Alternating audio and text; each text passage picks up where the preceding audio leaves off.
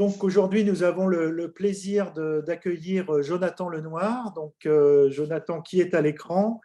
Jonathan est donc chargé de recherche CNRS dans l'unité écologie et dynamique des systèmes anthropisés, ici à l'université de Picardie-Jules Verne à Amiens. Il a une double formation avec un diplôme d'ingénieur forestier et docteur en sciences forestières. Et ses travaux donc, portent sur l'impact des changements climatiques sur la végétation, en particulier la végétation forestière. Donc, l'intitulé de sa présentation aujourd'hui, c'est Réponse des espèces et des communautés végétales au réchauffement global des températures. Et donc, sans plus tarder, je lui donne la parole en le remerciant d'avoir accepté notre invitation.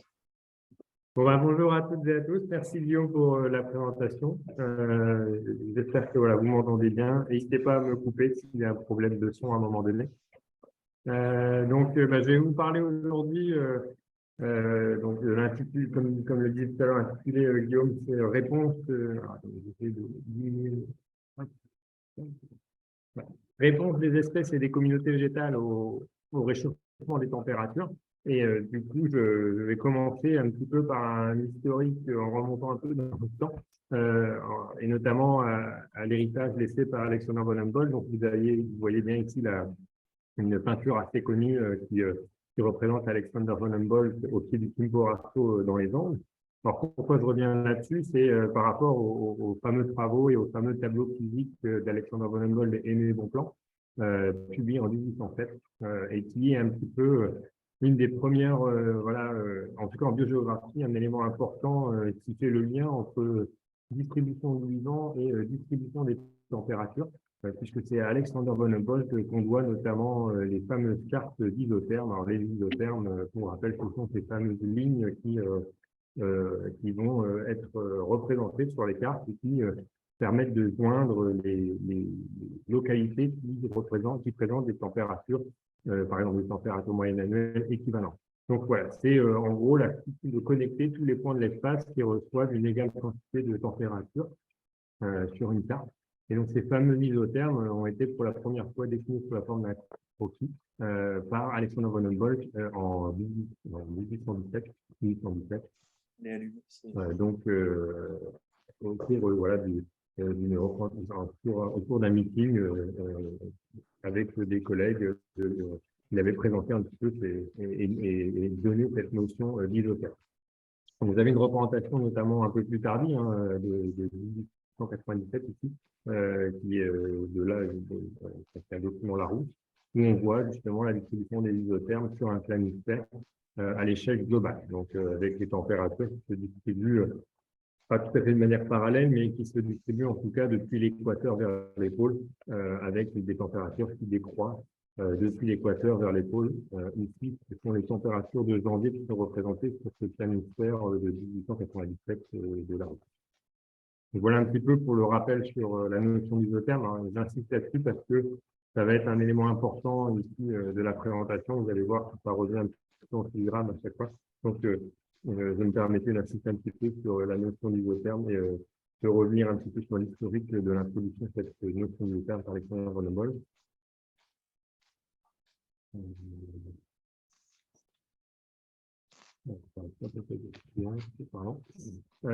Distribution d'isothermes également en altitude et ceinture de végétation, comme c'est représenté ici sur un croquis où on voit justement la distribution de ces isothermes, cette fois en altitude, depuis la basse altitude.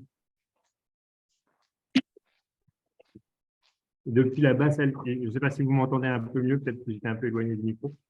Depuis la basse altitude avec l'étage collinien vers le sommet, ici on a la distribution en altitude des isothermes et on voit bien aussi une opposition nord-sud en fait entre les isothermes situés un peu plus haut ici en altitude côté nord, côté sud. On voit un petit peu pour la représentation des isothermes cette fois en altitude, qui est le pendant de la distribution des isothermes en latitude.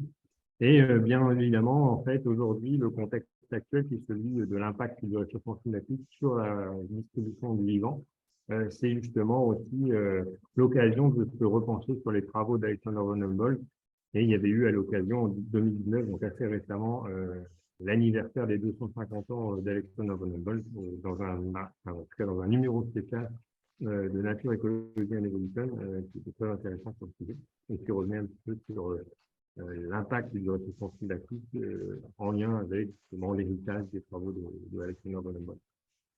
Alors justement, en termes euh, de contexte actuel de réchauffement climatique, je vous présente juste rapidement, mais ça vous le savez tous et toutes, le contexte de réchauffement climatique actuel en vous représentant ici les températures, enfin les anomalies de température sur les températures moyennes annuelles entre 1901 et 2017 avec comme base de référence la moyenne sur 1951-1980. Donc vous avez de représenter ici sur ce graphique qui défile au cours du temps. Je ne sais pas si vous voyez ma souris ici, mais vous voyez ici le défilé des températures moyennes annuelles au cours du temps depuis 1901 jusqu'à 2017, enfin 2016, pardon, la dernière année ici qui est affichée. Et on voit que les anomalies de température sont de plus en plus positives au cours du temps, donc très élevées sur les dernières décennies, avec un réchauffement moyen, en tout cas, sur l'ensemble de la période, de plus 1 degré d'augmentation au cours du XXe siècle. Voilà, ça c'est le contexte qui est connu aujourd'hui de réchauffement global des températures. On voit bien ici, justement, pour le cas français, bon, j'ai passé la vidéo, je ne vais pas remettre la vidéo, mais on voyait bien sur le cas français une augmentation, j'avais mis une petite flèche pour la France, importante ici des températures. Et cette augmentation des températures va bien évidemment impliquer un changement de la distribution de ces isothermes dont je parlais tout à l'heure dans l'espace, c'est-à-dire en altitude et en latitude. Alors, il y a déjà des travaux qui montrent justement ce glissement des isothermes vers les pôles en latitude et vers les sommets des montagnes en altitude. Donc, ici, je fais référence notamment aux travaux de Martin Bénisson, où il y a, voilà, comme le titre de la publication l'a dit, une mise en évidence de la migration des isothermes en Europe qui est de l'ordre de 15 km par an avec le réchauffement climatique actuel. Et puis, vous avez aussi une représentation des scénarios futurs de redistribution des isothermes en altitude ici sur le Matterhorn en Suisse, avec les travaux de Janet Noezzi et Stéphane Weber. Donc ça, ce sont deux références pour un petit peu illustrer cette notion de glissement des isothermes, non seulement en latitude vers les pôles, mais aussi en altitude vers les sommets mondiaux. Donc, si on a un glissement des isothermes, bien évidemment, comme tout à l'heure, j'introduisais le lien fort entre distribution des températures et distribution du vivant, en lien avec l'héritage des travaux de Alexander von Humboldt, on s'attend évidemment à une redistribution également des organismes vivants pour suivre ces isothermes optimisés. Et donc, la question, c'est de savoir si les organismes vivants, végétaux, animaux, suivent cette migration des isothermes. Donc, je vais surtout parler ici du végétal, mais bien évidemment, pendant cette intervention. Vous avez ici une première conséquence nette et visible qui est la fonte très significative des glaciers avec cette représentation du glacier d'Argentière entre 1980 et 2015. Donc là, vous avez la photo du glacier d'Argentière en 1890. Et vous avez ensuite une image en 2015 du même glacier où on voit le recul important du glacier qui, justement, est une manifestation tangible et directe, visible de l'isotherme du 0 degré qui migre finalement en altitude vers les sommets. Et on voit aussi, par la même occasion, sur cette photo, une recolonisation forestière qui suit en altitude finalement la migration et la fonte du glacier au cours du temps. Donc, on a déjà finalement une mise en évidence assez directe avec les photos et les archives du passé. Quand on compare toutes ces photos historiques avec des photos actuelles, on peut dire facilement et finalement mettre en évidence de manière assez illustrative l'impact du réchauffement climatique et de la redistribution et de la migration des isothermes sur la cryosphère, mais aussi sur la biosphère, le vivant, avec ici la migration et notamment la recolonisation forestière. Alors, revenons un petit peu sur la question là, qui va être un petit peu le sujet de l'exposé. C'est est-ce que les espèces et les communautés ont migré vers les sommets et si oui, à quelle vitesse? Donc là, je vais commencer par vous présenter un petit peu les résultats de migration des espèces végétales, avant ensuite de m'intéresser au changement au sein des communautés végétales en lien avec le réchauffement climatique de cette question de migration en altitude, par exemple en montagne, ou en latitude, si on s'intéresse à la migration vers le pôle, le long du gradient latitudinal. Donc voilà, question, est-ce que les espèces et les communautés ont migré en altitude et en latitude? Alors, on peut déjà revenir sur les fameux travaux d'Humboldt. Il y a des recherches très récentes qui sont très intéressantes, notamment une publication de 2019 de Pierre Moret et collègues dans les FNAS, où des scientifiques, une équipe qui a réuni botanistes et historiens, sont revenus un petit peu sur le trajet effectué par Alexander von Humboldt et Aimé Bonpland, le botaniste français qui a accompagné Alexander von Humboldt dans son expédition dans les Andes. Et en revenant finalement sur l'histoire et en tout cas sur les archives passées, les récits et les récits d'Alexander von Humboldt, les historiens ont pu un petit peu reconstituer le chemin emprunté par l'équipe de l'époque entre 1803 et 1805, l'expédition avait été menée par Alexander von Humboldt. Et on voit ici notamment sur une des cartes anciennes le trajet emprunté à l'époque par l'expédition le long des flancs du volcan de l'Antisana. Alors souvent on fait, enfin, en tout cas la plupart des gens, quand on mentionne les travaux d'Alexander von Humboldt, on pense souvent au Chimborazo, que c'est justement la fameuse peinture que je montre en introduction, qui est mise en avant pour illustrer finalement l'expédition d'Alexander von Humboldt, mais au final, d'après les archives, en tout cas, la description du tableau physique telle qu'elle est donnée par Alexander von Humboldt fait plutôt référence à l'Antisana plutôt qu'au Chimborazo.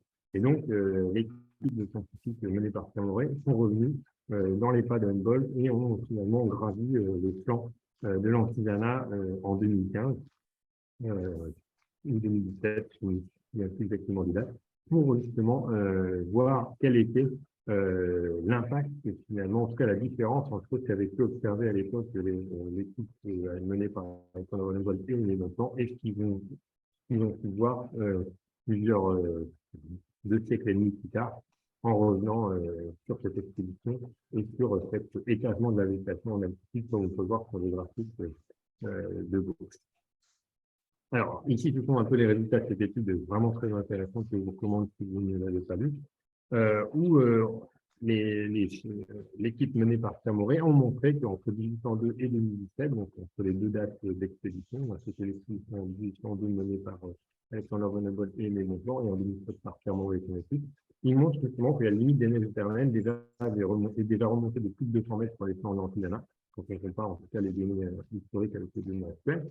Et en 2017, ils ont constaté que 5 espèces végétales possèdent une limite altitudinale supérieure, on les voit ici, en bleu, qui dépasse la limite altitudinale supérieure, située au-dessus de la limite inférieure en fait, des neiges éternelles de 1802. Vous avez ici la ligne qui matérialise les neiges éternelles en 1802, et juste au-dessus, la même ligne des neiges éternelles, mais en 2017. Donc avec cette migration de la limite de l'isotherme zéro, entre komodo, entre les 2 périodes, de plus de 200 mètres en fait, de migration de cette limite des neiges éternelles. Et on voit aussi que 5 espèces ont augmenté, en tout cas, leur limite altitudinale supérieure entre les 2 périodes, puisqu'elles sont observées au-dessus de la limite neige éternelle de 1802. Alors, ce qui est intéressant aussi à noter dans cette étude, c'est qu'en 1802, Aimé Bonpland déclare avoir collecté l'espèce végétale Silene nivalis, la plus haute altitude de l'Antilana, qui est 4860 mètres, en tout cas à l'époque, en 1802. Et on peut voir qu'en 2017, avec l'expédition plus récente, cette même espèce est retrouvée jusqu'à 5100 mètres d'altitude, soit 240 mètres au-dessus de la limite de l'époque. Donc, on a une migration finalement, en tout cas pour l'espèce Senecio nivalis, désolé pour l'erreur, c'est Senecio nivalis, on voit que c'est une erreur au niveau de l'écriture ici. Donc, Senecio nivalis qui est remonté en fait entre 1802 et 2017 d'au moins 240 mètres. Et ça, c'est parce qu'à l'époque, dans les registres, en tout cas, qui ont été récupérés, et les plans avaient bien noté et notifié que c'était l'espèce qu'ils avaient observée à la plus haute altitude. Et donc, c'est pour ça qu'on avait la limite altitudinale supérieure de l'époque et qui a pu être comparée à l'altitude de la limite altitudinale supérieure en 2017. Qui fait pour cette espèce une migration d'environ 10,7 mètres par décennie pour le Senecio nivalis. sur ce volcan de l'Antilles. Voilà un petit peu pour le retour en fait sur les données et l'héritage de la Bonne qui nous donne déjà des indications sur une vitesse de migration des espèces végétales en lien avec potentiellement le réchauffement climatique. Alors c'est vrai que c'est peut-être un peu présomptueux ici d'attribuer cette migration uniquement au réchauffement climatique, puisque en 200 ans de temps, voilà, il y a beaucoup de choses qui ont pu se passer, dont le réchauffement climatique actuel évidemment. Mais bien d'autres facteurs peuvent expliquer aussi cette migration altitudinale, notamment pour les péninsule Nouvelle-Mississippi. Et donc, c'est difficile ici d'attribuer uniquement au réchauffement climatique cette migration, mais on ne peut néanmoins pas ne pas évoquer ce facteur potentiel. Alors ici, c'est une autre illustration de cette hypothèse de migration des espèces vers les sommets, en utilisant plutôt une approche de substitution du temps par l'espace. C'est issu de travaux de ma thèse, en fait, ici, sur cette slide. C'est la distribution du sapin pétiné dans les Alpes à une même période. Donc, on lit ici une comparaison à la même période, mais où j'ai comparé finalement pendant ma thèse quelle était la distribution du sapin pétiné entre les Alpes du Nord en bleu et les Alpes du Sud en rouge. Donc, vous avez les positions de présence représentées par une petite croix et les absences par un cercle. Donc, j'ai les données de présence-absence du sapin pétiné dans les Alpes du Nord et du Sud. Et je me suis amusé finalement à faire un petit modèle tout simple. Donc, c'est un modèle logistique de distribution de l'espèce Abies alba, sapin pétiné, le long du gradient d'altitude dans les Alpes du Nord en bleu et dans les Alpes du Sud en rouge. On peut voir que dans les Alpes du Nord, la distribution de l'espèce sapin présente un optimum à plus basse altitude que dans les Alpes du Sud. Et pourtant, le long du gradient de température, lorsqu'on réalise le même exercice de régression logistique, c'est-à-dire un modèle logistique pour prédire la courbe de réponse de l'espèce le long du gradient de température, donc c'est la niche thermique, ici c'est la niche climatique, on voit que la niche climatique ici du sapin pétiné entre les Alpes du Sud et les Alpes du Nord dispose, ou en tout cas présente approximativement le même optimum thermique. C'est-à-dire que entre les Alpes du Nord et les Alpes du Sud, la niche climatique de l'espèce est grosso modo identique. En tout cas, l'optimum thermique lui, est quasiment identique. Il y a juste une petite voilà, différence d'amplitude et d'abondance, parce que la probabilité de trouver le sapin pétiné est plus grande dans les Alpes du Nord que dans les Alpes du Sud. Alors, je vois qu'il y a des messages de son dégradés. Est-ce que c'est le cas pour tout le monde? Est-ce que c'est mieux?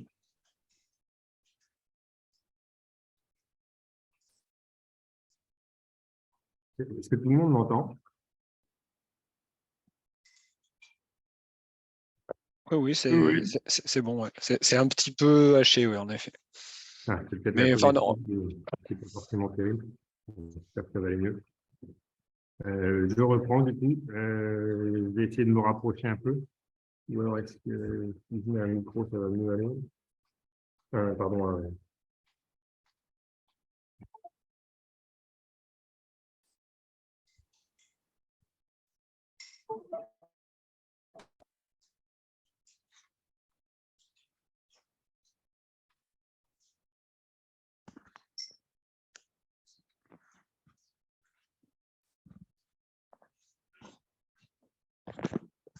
Mais je pense que c'est parce qu'il n'a pas de. Il doit parler loin Je du vais revenir. micro. Il n'a pas de casque. Du coup, il y a eu perte. D'après moi, hein, je pense que c'est. Ouais, j'avais mis le casque, mais ça ne marchait pas. Je vais partir de nouveau là.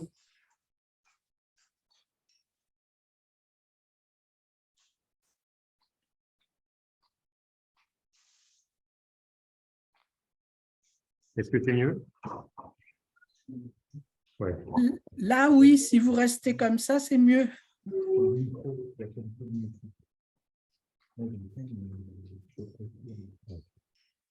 Je vais essayer un casque, ne bougez pas. C'est bon, il marche pas plus sur lui.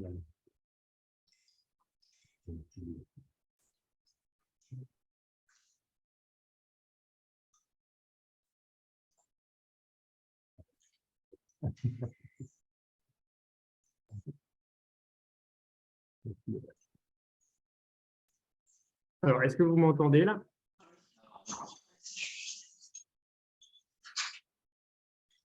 Oui, oui. C'est mieux? Voilà, c'est mieux, oui.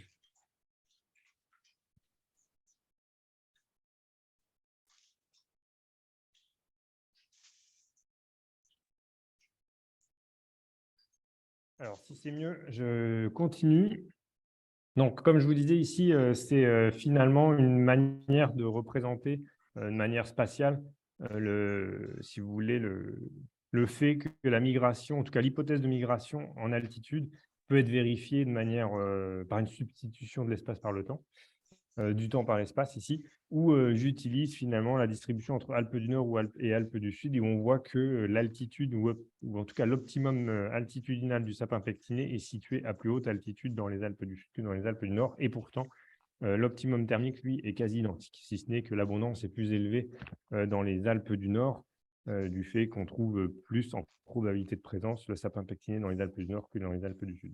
Mais sinon, on a bien le même optimum thermique. Donc voilà, ça c'est une autre illustration de l'hypothèse de migration en altitude. Alors pour vérifier cela, au cours des travaux de thèse que j'ai pu mener, on a un petit peu étendu la comparaison à deux périodes différentes, c'est-à-dire une période avant le réchauffement, ou en tout cas une période plus froide de 1905 à 1985, et une période un peu plus chaude entre 1986 et 2005, et où on a comparé finalement la distribution altitudinale des espèces végétales forestières sur les 6 massifs montagneux de France. Donc ici, vous avez une carte représentant par exemple la distribution de cardamine heptaphyllale, la cardamine à 7 feuilles, dans les massifs montagneux et forestiers français.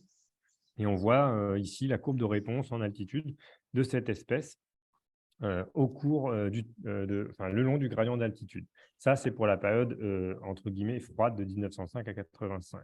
Ensuite, si on regarde la carte entre 86 et 2005 et qu'on refait un nouveau modèle de régression logistique pour calculer l'optimum altitudinal, on constate une migration vers les altitudes supérieures, ici en rouge, au cours de la seconde période.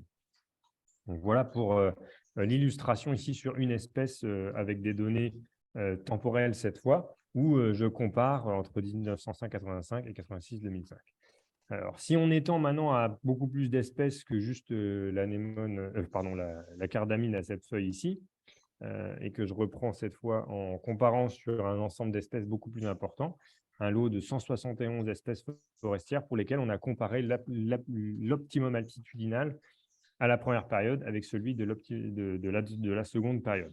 Donc, vous avez ici l'optimum altitudinal à la période historique en X, sur l'axe des abscisses, 1905-85, et l'optimum altitudinal sur la période plus récente, 86-2005, donc période plus chaude, où on voit ici finalement que la majorité des positions des optimums, chaque point représente une espèce avec la position de l'optimum, et on voit que la majorité des optimums sont situés au-dessus de la droite bissectrice Y égale X, ce qui signifie que la majorité des espèces ont migré en altitude entre les deux périodes. On voit ici l'histogramme de la différence de position de l'optimum au cours du temps, qui est décalé par rapport au zéro et dont la moyenne de décalage ici est de 66 mètres. En moyenne, en tout cas, sur l'ensemble des espèces étudiées, on constate une différence de 66 mètres en altitude sur les massifs français.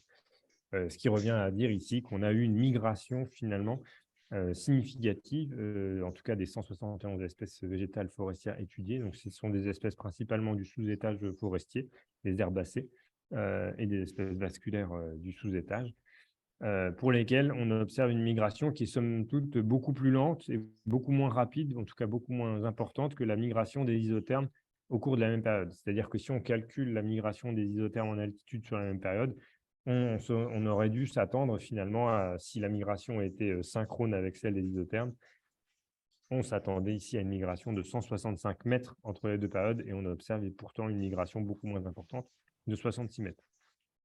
Alors, cette migration, évidemment, pour des espèces et des organismes sessiles comme les plantes, se fait par la reproduction, ce qui nécessite parfois pas mal de temps, notamment quand on parle d'espèces plus longévives, comme des espèces arborées ou ligneuses en général, où on voit que, justement, pour assurer une migration, comme on passe par une étape de reproduction et de dispersion des graines, cela va être d'autant plus rapide que le cycle de vie est court. Et du coup, on a aussi fait cette comparaison de migration des espèces en altitude au cours de ces 2 périodes que je présentais tout à l'heure, entre des espèces ligneuses, 56 espèces dans notre lot d'espèces, et les espèces herbacées, un lot de 115 espèces sur les 171 étudiées.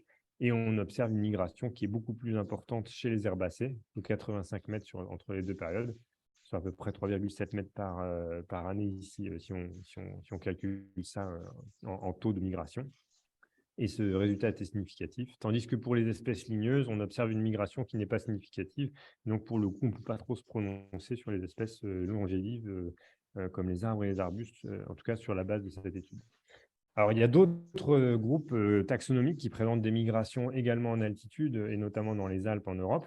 Ici, je représente des résultats d'une méta-analyse qu'on a pu faire avec des collègues justement en Suisse et sur les Alpes françaises et suisses, où on a regardé un petit peu les vitesses de migration de plusieurs groupes taxonomiques, dont les plantes, les mammifères, les oiseaux et les amphibiens, et aussi les insectes. Et ce qu'on peut voir ici, c'est la vitesse de migration de la marge altitudinale haute de plusieurs groupes. Donc, les insectes ici qui semblent migrer beaucoup plus rapidement. On voit ici la vitesse de migration en mètres par décennie. Et vous avez ici, dans le cas des Alpes, représentée en rouge, c'est la vitesse de migration des isothermes dans les Alpes qui est représentée par ce bandeau, avec un intervalle de confiance autour de la moyenne estimée pour la migration des isothermes en altitude, qui est de l'ordre de 60-70 mètres ici par décennie pour la vitesse de migration des isothermes. Et on voit que certains groupes taxonomiques, notamment ici les insectes terrestres comme les papillons, qui représentent un groupe important dans les données qu'on a pu récupérer dans la littérature scientifique, on voit que sur les 234 espèces étudiées ici et dont on a pu récupérer des informations de migration, en moyenne, la migration est supérieure, est très rapide, et supérieure à celle de la migration des isothermes en altitude. Pour les reptiles, c'est somme toute dans la gamme de migration des isothermes, les oiseaux un peu en dessous, les amphibiens un peu plus en dessous, et enfin les plantes, on constate ici donc pour les plantes herbacées, ligneuses, et d'autres groupes, notamment les plantes alpines ici, on observe des vitesses de migration qui sont moins importantes que pour les animaux en général, sauf les insectes semi-aquatiques pour lesquels les résultats sont un peu différents, où on ne trouve pas de vitesse de migration significative. Et on voit que chez les plantes, dans de nombreux groupes, soit les vitesses de migration ne sont pas significatives, puisqu'on a l'intervalle de confiance qui croise le 0 ici, ou quand elles sont significatives, elles sont moins importantes que pour les autres groupes taxonomiques, comme les mammifères, oiseaux et amphibiens. Donc, il y a un retard, comme je l'ai illustré aussi tout à l'heure pour le cas des espèces végétales forestières en France, un retard de migration en fait, en altitude par rapport à ce à quoi on peut s'attendre sur la base de la migration et de la vitesse de migration des isothermes en altitude. Et alors, si on regarde maintenant les données de migration en latitude, c'est-à-dire vers les pôles, vers le pôle nord dans l'hémisphère nord et vers le pôle sud dans l'hémisphère sud, il y a aussi des résultats et des publications plus ou moins récentes de vitesse de migration des espèces en latitude. Donc, c'est représenté sur ce graphique. Vous avez ici l'axe des X qui représente la vitesse des déplacements en kilomètres par an le long du gradient de latitude. Donc, quand c'est positif, c'est migration vers les pôles. Pôle Nord quand on est à l'hémisphère nord et pôle Sud quand on est à l'hémisphère sud. Et quand les valeurs sont négatives, c'est une migration vers l'équateur, donc en sens inverse. Ici, on s'attend à ce que les espèces, en réponse au réchauffement climatique, suivent le glissement des isothermes vers les pôles. Et donc, on observe pour beaucoup de groupes taxonomiques en marin, notamment, vous avez ici en bleu de représenter plusieurs groupes taxonomiques terrestres et marins. Alors, en bleu, ce sont les ectothermes. En rouge, vous avez les endothermes. En marron, vous avez les phanérogames chez les plantes. Et puis, en vert, ici, les cryptogames. Donc, mousses, algues, lichens font partie du groupe des cryptogames ici. Et vous avez du coup de représenter les petites flèches noires. Ici, ce sont tous les groupes taxonomiques de plantes que je vous ai indiqués en terrestre. Donc, j'ai passé ici les groupes d'algues qui sont des groupes taxonomiques pour lesquels on a des données en marin de migration en latitude. Vous avez ici, d'ailleurs, si c'est un écosystème terrestre, vous avez le T ici qui représente les organismes en milieu terrestre et le M qui représente les organismes en milieu marin. Donc, quand la case est cochée en noir ou grisée en noir ici, c'est qu'on a affaire à un groupe en marin. Et quand c'est grisé sur le T, c'est qu'on a affaire à un groupe terrestre. Donc ici, on a par exemple la vitesse de migration des insectes en milieu terrestre. Alors ici, vous avez si c'est à la marge de distribution supérieure, inférieure ou au centre de la distribution. Donc ici, le C, c'est pour le centre. Donc au centroïde de la distribution chez les insectes et dans l'hémisphère nord, ici N et S, c'est pour hémisphère nord et hémisphère sud, on voit que le groupe des insectes a migré en latitude de manière assez significative et assez importante en milieu terrestre, dans l'hémisphère nord et pour le centroïde de la distribution, le barycentre de la distribution en somme. Et puis si on regarde chez les plantes, en fait, quasiment tous les groupes taxonomiques des végétaux ne présentent pas de migration significative en latitude. En fait, c'est surtout le message que je voulais vous faire passer ici avec cette slide, c'est que pour l'ensemble des groupes végétaux en terrestre, on n'a pas de signal significatif de migration nette en latitude. Alors que tout à l'heure, je vous ai présenté beaucoup de résultats de migration en altitude qui étaient assez nets, même s'ils sont beaucoup moins importants que la vitesse de migration finalement des isothermes. Donc ça, c'est la moyenne de migration des groupes taxonomiques en milieu marin qui est d'environ 5,96 km par an. Ça, c'est un signal qui est significatif. En milieu terrestre, tout groupe taxonomique confondu, plantes et animaux ici, on a une migration de 1,1 km par an qui n'est pas significative. Donc on a ici, sur ce résultat global, une vitesse de migration qui est beaucoup plus importante en milieu marin qu'en milieu terrestre. Et pour les végétaux, comme je vous disais, absence de signal de migration en milieu terrestre en tout cas, parce que si on regarde les végétaux au milieu marin, on a ici quelques groupes d'algues qui présentent des déplacements assez significatifs en latitude. Alors, maintenant, je vais passer plutôt à une vision des changements plutôt vue du point de vue des communautés végétales. Alors, pourquoi? Parce qu'en fait, il y a un petit peu deux écoles pour mettre en évidence un déplacement de distribution ou un changement d'aire de répartition ici. Soit on se place sur le point de vue finalement de Joseph-Louis Lagrange. Enfin, si on raisonne d'un point de vue physique, on peut mettre en évidence un déplacement soit en suivant un mobile dans l'espace, qui est un petit peu le référentiel de Joseph-Louis Lagrange, qui est représenté ici, suivre le mouvement d'un point dans l'espace, ou alors on suit le flux de particules dans une portion de l'espace. Et ça, c'est la vision selon le référentiel d'Euler, de Leonhard Euler.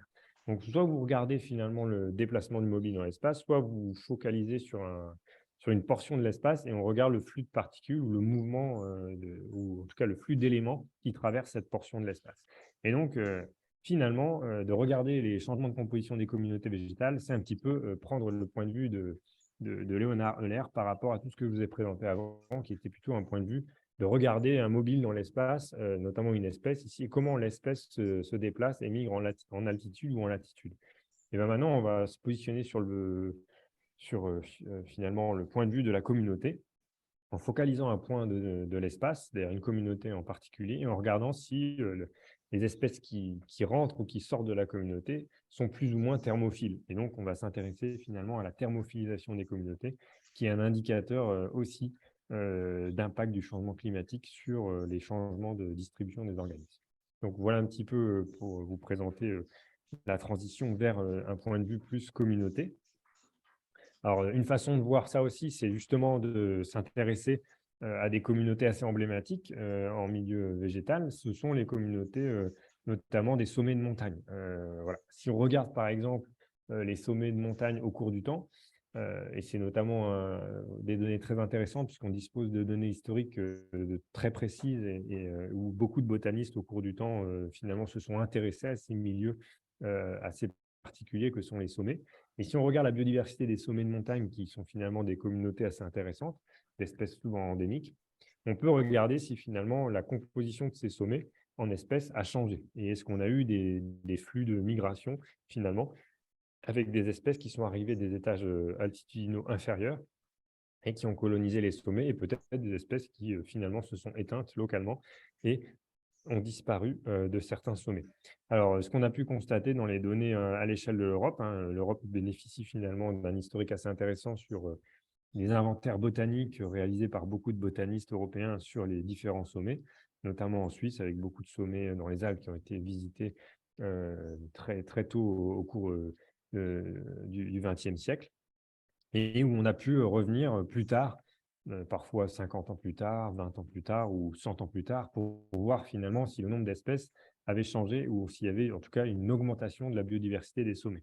Et c'est ce qu'on peut observer sur beaucoup de sommets en Europe ici. Vous avez ici les résultats d'une étude où, en compilant toutes les données de revisite de sommets de montagne par des botanistes, on voit que dans beaucoup de cas, au cours du temps, vous avez ici l'axe des X qui représente les années, et ben on voit qu'au cours du temps, la richesse ici, c'est la différence de richesse spécifique au sommet des montagnes, et ben elle augmente au même titre que les températures sur ces sommets augmentent. Donc, on a une espèce d'accélération de l'augmentation de la biodiversité des sommets de montagne en Europe qui suit un petit peu l'accélération du réchauffement climatique sur ces mêmes sommets. Donc ça, c'est un petit peu en concomitance avec le réchauffement climatique et c'est une autre, finalement, preuve de cette migration des espèces végétales vers les sommets des montagnes, en lien, en tout cas, certainement en lien avec le réchauffement climatique, puisqu'on a ici une corrélation quand même assez forte entre vitesse en tout cas, le nombre d'espèces qui sont présentes sur ces sommets et les températures qui évoluent au cours du temps sur ces sommets. Alors, on peut aussi regarder la chose de manière… alors ici, c'était sur cette slide, on s'intéressait à la richesse spécifique, c'est-à-dire le nombre d'espèces végétales vasculaires présentes sur un sommet de montagne au cours du temps. Mais on peut aussi s'intéresser à la composition en tant que telle, c'est-à-dire est-ce qu'on a des espèces plus thermophiles qui colonisent ces sites et des espèces plus mésophiles ou cryophiles qui finalement disparaissent de ces sites. Et donc, on va avoir ici la question qu'on se pose, c'est est-ce qu'on a un gain d'espèces plus thermophiles et en contrepartie, une perte d'espèces plus cryophiles ou mésophiles au cours du temps parmi les communautés végétales qui sont revisitées par les botanistes. Alors, cette thermophilisation des communautés permet justement de mettre en évidence une potentielle augmentation des températures bioindiquées. C'est-à-dire qu'on peut utiliser des températures mesurées par des postes météo, comme c'est représenté en rouge ici sur ce graphique. Et puis, on peut utiliser aussi des températures bioindiquées par la flore, c'est-à-dire par la composition floristique des communautés végétales, par exemple les communautés forestières. Est-ce que les communautés végétales, quand on utilise la composition en espèces et qu'on utilise des valeurs indicatrices par espèce, et qu'on calcule la moyenne des valeurs indicatrices, est-ce qu'on observe une thermophilisation des communautés au cours du temps? Et si oui, à quelle vitesse? Est-ce que cette thermophilisation se fait à la même vitesse que la vitesse de changement des températures telle qu'elle est mesurée par les postes météo? Ou est-ce que c'est plus lent et qu'il y a une dynamique de retard? Donc ça, c'est un petit peu la question qu'on se pose. Est-ce qu'on observe aussi un retard de réponse à l'échelle des communautés, comme j'ai pu vous le montrer, à l'échelle de la migration des espèces? Alors bon, le principe de la bioindication, je pense que vous le connaissez toutes et tous. Mais pour rappel, si on prend par exemple des données de l'avantage de la bioindication, c'est qu'on peut coupler ça à des données de composition végétale de communauté, comme les données par exemple qui sont dans la base de l'IGN, donc ex-IFN, où on a l'inventaire forestier national qui permet d'avoir une vision assez intéressante de la composition des communautés végétales forestières au cours du temps. Ici, vous avez une carte des relevés effectués en 2021 par les équipes de terrain de l'IGN, et où on peut utiliser finalement la composition floristique de ces relevés pour bioindiquer la température à un instant T, à une année particulière, par exemple, en utilisant un système de base de données de valeurs indicatrices, comme des valeurs indicatrices à dire d'experts, telles que les valeurs indicatrices d'Ellenberg ou les valeurs indicatrices de Landolt ou les valeurs indicatrices mises à jour par Philippe Jules pour le cas des valeurs d'Ellenberg qui sont adaptées au cas français, etc. On peut aussi utiliser d'autres techniques de bioindication qui sont directement exprimées en degrés Celsius et où on va utiliser la moyenne des valeurs indicatrices de chaque espèce de la communauté pour calculer une température bioindiquée pour la communauté.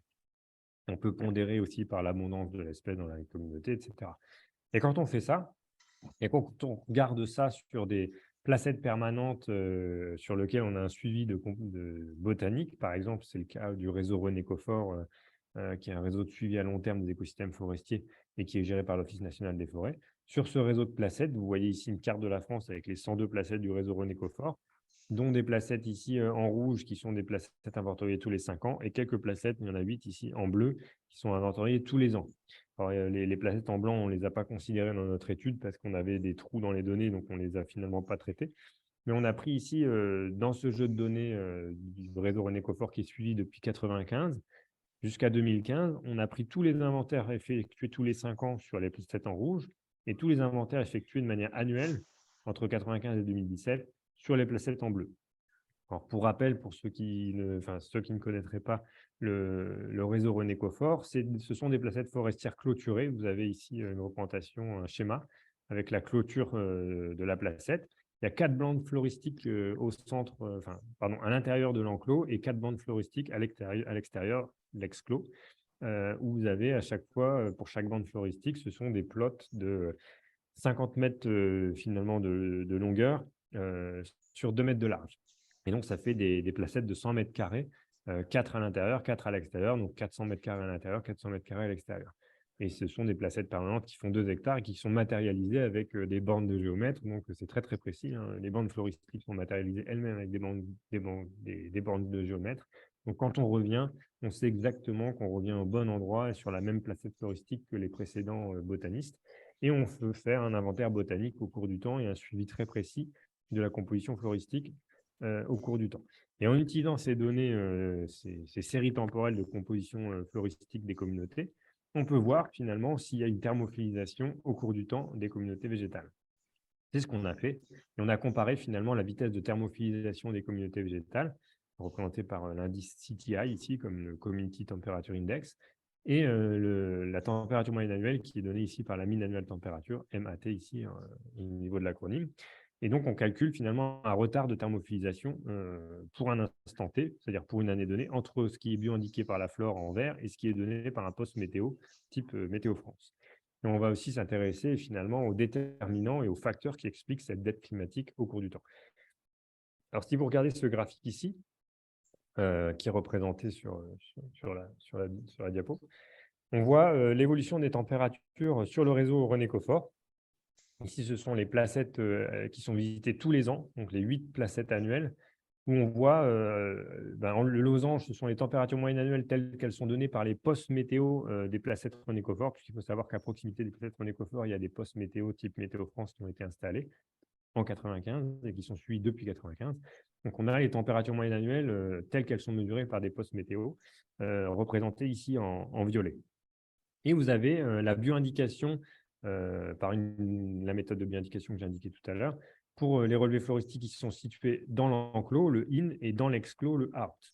Donc, vous avez ici, pour chaque placette René-Coffort, la prédiction, la bioindication des températures en vert pour les placettes floristiques à l'intérieur et en orange pour les placettes floristiques à l'extérieur de l'enclos. Donc, il n'y a pas trop de différence entre les deux, hein. L'effet enclos-exclos n'a pas d'effet majeur, en tout cas sur la différence de bioindication des températures. Mais ce qu'on constate, c'est qu'au cours du temps, la bioindication nous indique une thermophilisation très légère, c'est-à-dire que les communautés végétales ont tendance à se réchauffer, en tout cas à bioindiquer des températures plus chaudes, mais c'est assez léger au niveau du signal par rapport à l'augmentation des températures telle qu'elle est mesurée par les postes météo, qui est beaucoup plus importante ici. Donc, on a comme un retard de la réponse de la flore également, qui s'exprime en termes de bioindication. Alors, on a essayé d'expliquer un petit peu, en tout cas de chercher à déterminer quels étaient les facteurs potentiellement explicatifs de cette dette dite climatique. Ce qu'on appelle la dette climatique, c'est le retard finalement de thermophilisation des communautés au cours du temps, le fait que la bioindication des communautés végétales nous donne des températures bien inférieures à la température mesurée par les postes météo. Alors, ce qui explique cette dette climatique, c'est déjà l'année, c'est-à-dire qu'au cours du temps, la dette climatique va augmenter. Donc, on a une amplification de la dette au cours du temps. Donc, l'année est significative. Mais on a aussi des effets de peuplement, c'est-à-dire que l'âge du peuplement et la surface terrière du peuplement, c'est-à-dire la densité finalement de tiges à l'hectare au niveau forestier et la couverture forestière, plus on a des peuplements denses et plus on a des peuplements âgés et plus la dette climatique est importante dans le sous-étage par rapport à des peuplements plus jeunes ou à des peuplements moins denses. Et puis après, on a des effets ici en bleu qui sont des effets plutôt d'atténuation de la dette climatique, comme les perturbations. C'est-à-dire que les perturbations en forêt vont avoir un effet un petit peu inverse, et c'est qu'elles vont finalement remettre à niveau et accélérer finalement la thermophilisation des communautés, puisque si on ouvre le peuplement, par exemple, par des effets de gestion ou par des perturbations naturelles que peuvent être des tempêtes ou bien des incendies, en ouvrant le peuplement, forcément, on va thermophiliser un petit peu localement les communautés, ce qui va permettre de rattraper, entre guillemets, cette dette climatique qui devient, pour le coup, positive. En tout cas, la température bioindiquée peut être plus rapide, enfin, en tout cas, le rattrapage peut être plus rapide que le réchauffement climatique tel qu'il est ressenti par les postes météo. Alors ça, c'est une illustration justement de l'augmentation de cette dette climatique avec la surface therrière des peuplements forestiers. On voit que sur les sites René Écofort, la thermophilisation et la dette climatique, pardon, est beaucoup plus grande, c'est-à-dire que la thermophilisation est beaucoup moins rapide finalement dans les peuplements denses au cours du temps. Alors ça, c'est plus ou moins lié au dernier point de ma présentation qui fait appel finalement au processus microclimatique. Ce que j'appelle processus microclimatique ici, c'est l'effet tampon des forêts, c'est-à-dire l'atténuation des extrêmes climatiques par la forêt, par la canopée.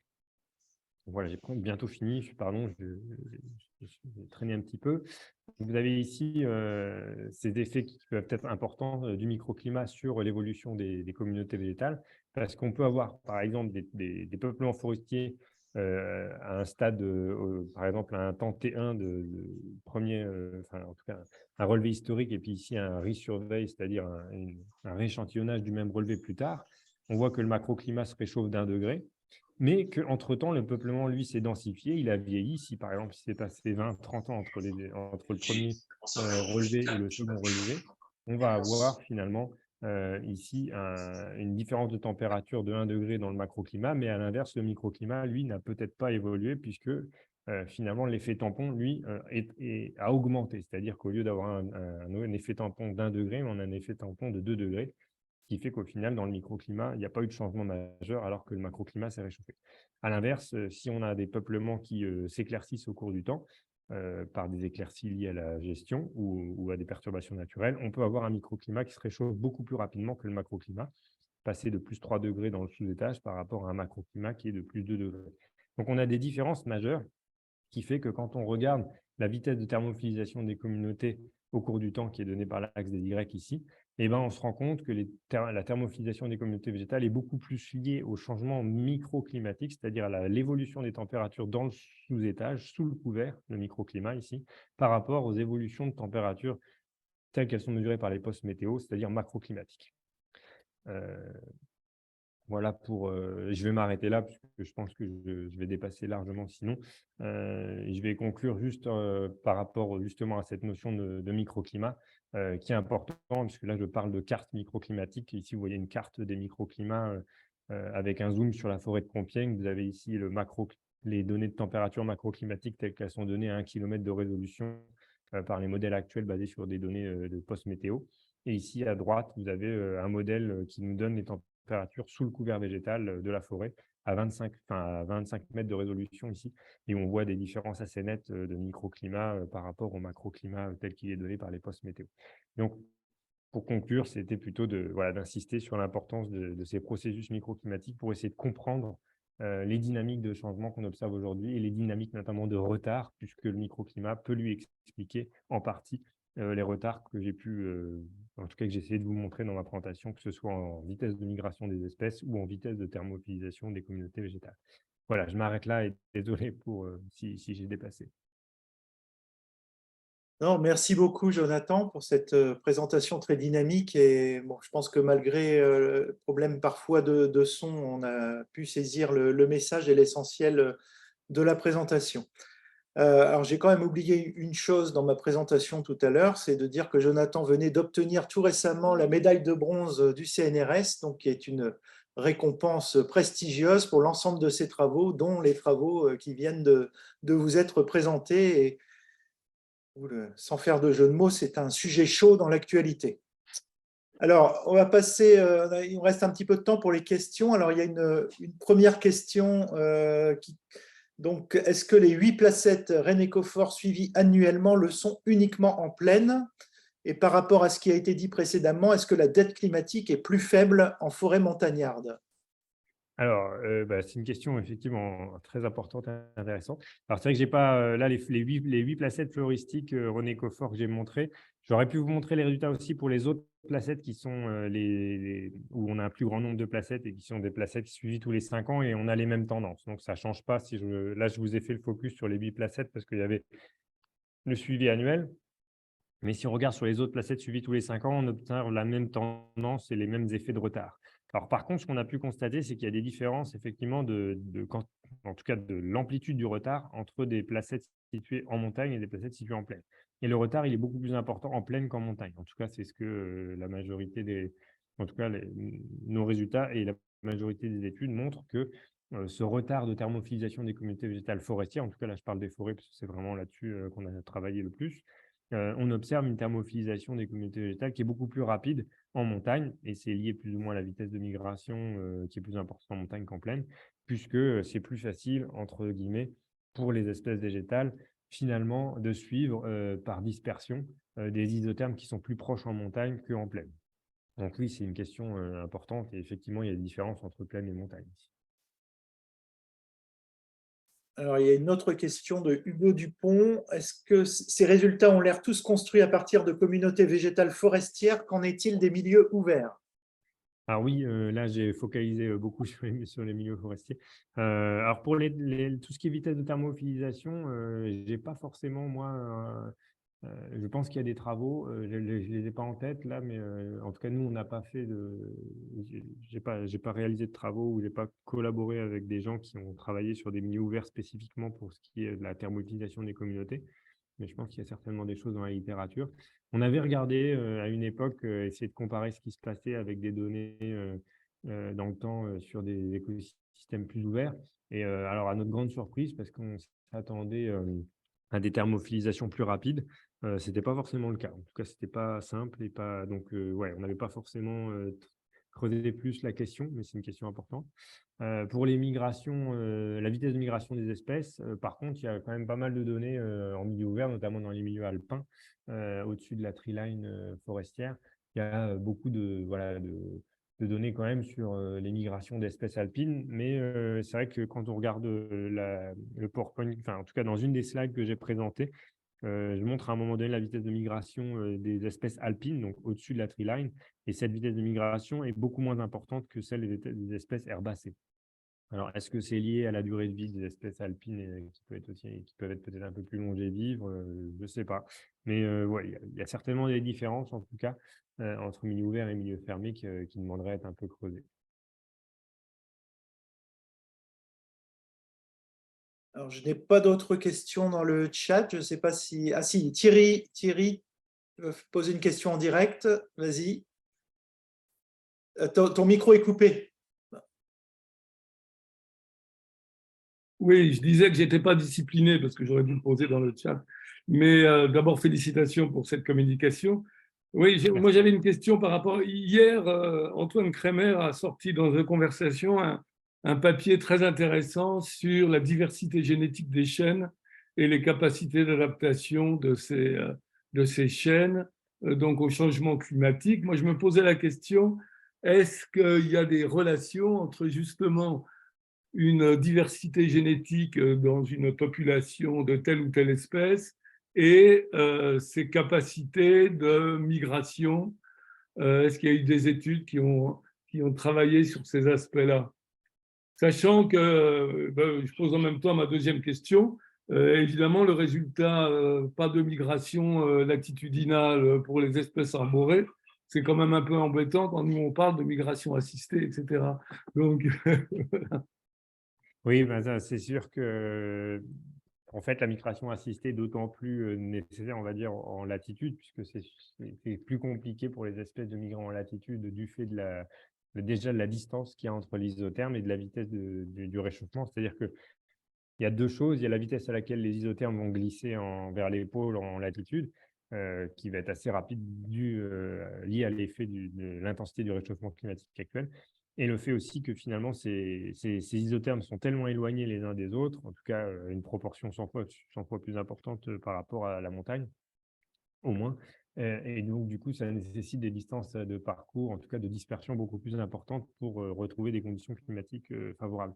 Ce qui veut dire que oui, la main de l'homme est peut-être nécessaire à un moment donné pour assurer une migration en latitude, en tout cas, vu la vitesse de réchauffement à laquelle on a affaire aujourd'hui. Mais il y a aussi, évidemment, il y avait une question dans le chat, c'est pour ça que je rebondis en même temps là-dessus, sur la fragmentation des habitats. et ouais, oui, la voilà, fragmentation les des corridors, habitats, etc. Bon, voilà, ça va être beaucoup plus… En tout cas, la fragmentation sera beaucoup plus, l'effet de cette fragmentation sera beaucoup plus fort en plaine qu'en montagne, et elle est d'autant plus importante en plaine que les activités humaines sont plus importantes aussi en plaine. Et donc, du coup, d'où la nécessité effectivement de réfléchir aux corridors et aux trames vertes et bleues pour justement assurer finalement des continuités écologiques sur des gradients latitudinaux qui nécessitent parfois de grandes distances. Alors pour après la question sur la partie génétique, ça c'est un peu moins mon domaine. J'avoue que voilà, j'ai pas forcément une visibilité de la littérature scientifique là-dessus, donc je préfère peut-être pas forcément répondre parce que je suis pas sûr d'apporter des réponses bien claires à ce débat, mais c'est voilà, c'est des choses très intéressantes sur effectivement les populations ou dans tout cas peut-être des adaptations génétiques locales de certaines populations d'espèces à certaines conditions qui peuvent être intéressantes et où il faut effectivement réfléchir aussi en termes de variabilité intraspécifique en génétique, notamment pour la migration assistée, mais tout en y faisant aussi attention, parce que le fait parfois d'assurer la migration assistée en prenant des populations, par exemple de chênes qui sont dans des localités préadaptées à des conditions plus chaudes. Peut-être que ces mêmes localités de chênes préadaptées à des conditions plus chaudes ont des capacités de dispersion moindres que des populations plus au nord qui, Tout à elles, fait. sont peut-être plus adaptées à migrer rapidement. Donc voilà, il y a je pense que l'écologie, c'est compliqué et les traits de vie des espèces, c'est compliqué, et qu'il y a beaucoup de trade-off entre tous ces traits. C'est-à-dire que si une espèce va peut-être présenter une tolérance thermique plus forte parce que c'est une population située plus au sud, elle est en même temps sujette à des pressions de migration moins importantes que des populations situées au nord qui ont peut-être une capacité de migration plus forte parce que soumises à des pressions plus importantes de sélection sur la migration. Donc voilà, c'est des choses, à mon avis, compliquées, mais très intéressantes. Merci. Alors, il reste 3 questions dans le chat qu'on va faire rapidement et puis on conclura là. Donc, première question. Dans les travaux de revégétalisation, on ne plante plus de hêtres depuis plusieurs années, notamment en Île-de-France. Est-ce une erreur? Est-ce amplifier les difficultés de migration de cette espèce? Alors, est-ce que c'est une erreur? Je ne sais pas. C'est une bonne question. C'est vrai que voilà, il y a eu beaucoup de travaux sur le hêtre et notamment voilà, aussi des travaux prospectifs sur des modèles pour tout ce qui est importance, en tout cas effet du climat actuel et futur sur le hêtre. Donc, ce qui a peut-être conduit aussi à peut-être réfléchir différemment à la manière de gérer le hêtre parce que peut-être qu'il est très sensible au réchauffement climatique du fait de des besoins en eau importants pour le hêtre et donc peut-être une réflexion autour de ça. Là, j'avoue que je ne sais pas quelles peuvent être les raisons exactes du fait qu'on plante plus de hêtres depuis plusieurs années en Île-de-France. Et c'est peut-être une des raisons. Est-ce une erreur? J'en sais rien, mais peut-être, puisqu'on sous-estime, je pense, beaucoup la capacité. En tout cas, on peut sous-estimer, je pense, beaucoup parfois la capacité de résistance et de résilience des espèces. Et c'est parfois quelque chose qu'il faut prendre en compte. Garder déjà au moins l'existence, c'est important. Après, est-ce que planter du hêtre aujourd'hui en Île-de-France, c'est une erreur? Je ne pense pas. En tout cas, pas encore. J'ose espérer. Mais ouais, c'est une question compliquée, j'ai envie de dire. Alors, on a également comme question, ça arrive au fur et à mesure. Si j'ai bien compris, vous concluez qu'il n'y a pas de migration significative des espèces végétales en latitude. Il me semblait pourtant qu'on nous donne souvent des chiffres d'évolution, en tout cas des espèces ligneuses. Pouvez-vous préciser? Des vitesses d'évolution, c'est-à-dire, qu'entendez-vous par des chiffres Migration, certainement. Comment? De migration, certainement. Ah, ok, des chiffres de migration. L'évolution de la répartition. Oui, c'est-à-dire par rapport peut-être aux données qui sont issues de données polliniques où on donne des vitesses de migration importantes des espèces ligneuses, c'est ça? C'était ça la question? C'est la vitesse, peut-être enfin, je ne sais pas si j'ai bien compris, mais effectivement, il y a dans la littérature scientifique un peu un paradoxe entre ok, voilà, donc c'est bien ça. Ce paradoxe entre la vitesse de migration qu'on observe, nous, qui semble être minimale en latitude, et ce que nous donnent finalement ce que peuvent donner les données historiques issues de diagrammes polliniques. Enfin, ça, c'est vrai que ça pose question. Moi, je pense qu'il y a peut-être aussi des effets liés à des vitesses qui sont très différentes, en tout cas la vitesse de réchauffement. La vitesse de réchauffement du réchauffement climatique aujourd'hui, elle est un peu sans précédent par rapport à des vitesses de changement climatique qui ont pu se passer par le passé. Et peut-être que par le passé, les vitesses de réchauffement climatique, en tout cas des épisodes interglaciaires, glaciaires passés, c'était certainement des vitesses et des dynamiques qui étaient très différentes de celles d'aujourd'hui, avec peut-être plus de finalement possibilité pour les espèces de migrer quand même en latitude. Ça peut être une des explications, mais ça demande effectivement de creuser parce que c'est un vrai. Enfin, voilà, moi je me suis souvent aussi posé la question pourquoi il y avait, pourquoi nous on observe finalement pas forcément des migrations rapides et significatives des ligneux, alors que quand on regarde les données polliniques, oui, on a l'impression que les arbres avaient migré rapidement au cours voilà, des cycles glaciaires, interglaciaires, notamment au dernier maximum glaciaire. Si on regarde la vitesse de recolonisation du hêtre en Europe ou du chêne, c'est des chiffres assez importants en vitesse de migration. Donc, ça, c'est une question. Alors, est-ce que l'homme n'a pas joué un rôle aussi dans cette vitesse de migration à une autre échelle, hein, mais l'homme était présent aussi au dernier, en tout cas pour le dernier épisode interglaciaire glaciaire, donc au dernier maximum glaciaire. Peut-être que c'est voilà, c'est des facteurs qui peuvent expliquer ces différences. En tout cas, c'est une question importante et intéressante à creuser.